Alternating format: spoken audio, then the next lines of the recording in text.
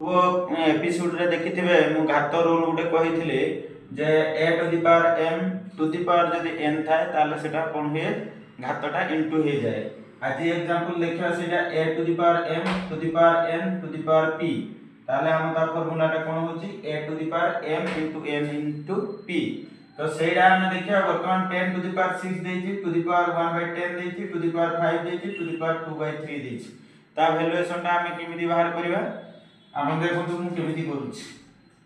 आपनकर ताले हमर बेस रहिला 10 ताले टू द पावर केते 6 इनटू 1/10 इनटू 5 इनटू 2/3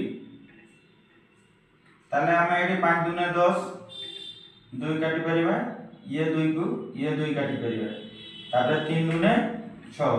2 काटी परिबा तेना एडा आपन लागते 10 टू द पावर 10 रो स्क्वायर वैल्यू लागते 100 आंसर। तो आपण जदि फार्मूला जानिथिबे एवं ता भितरे आपण मन ध्यान देखि के छोटो छोटो एग्जांपल गुडा को देखिबे कॉम्पिटिटिव एग्जाम पय आपण को बहुत हेल्प करिवो जोटा कि हमकु देखा जाउछि केते बड़ क्वेश्चन ता किंतु तार आंसर ता मात्र दुईटा स्टेप रे मध्ये हेइ परछि। आपण मो चैनल को देखंतु शेयर करंतु फॉलो करंतु।